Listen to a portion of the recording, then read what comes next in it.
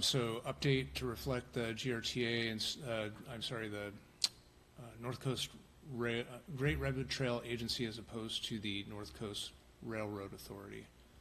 And really what I was looking for was clarification there, which might go beyond this exact policy about what's happening with the Class I trail that runs through the L Street Linear Park corridor.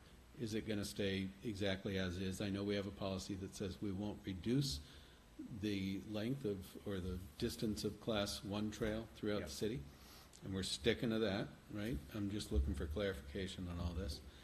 And along the linear park, is there any chance that it's going to meander a little bit here or there, or are we pretty locked in on it staying within the rail bed or approximately where it is now?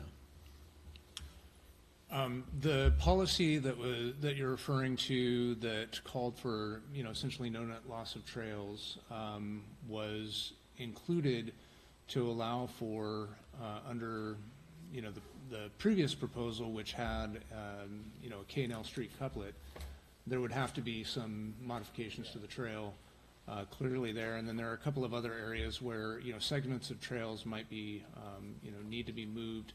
And so the idea was that we wouldn't lose any of those Class I trails in this, and that if it was acceptable to move them, to realign them, or to relocate them, but that we couldn't lose the connectivity. That's what that policy is about. That's the intent of it, and I believe that's what it identifies.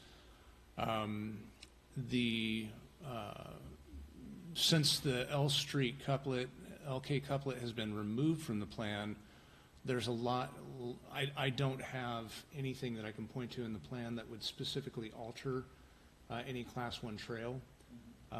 There's certainly no capital improvement planned right now to modify that trail. So as far as I know at this point, the existing Class I multi-use trail will remain in its current location, in its current configuration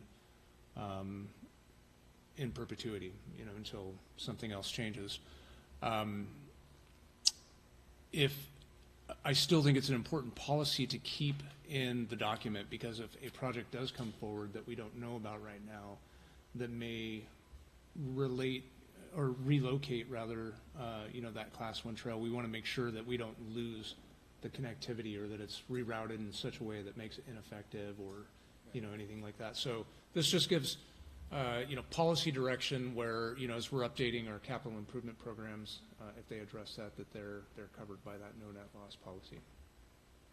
I'm content with it all. Just wanted to hear. Everybody okay with that? Matt? Okay. Thumbs up. I think that's it.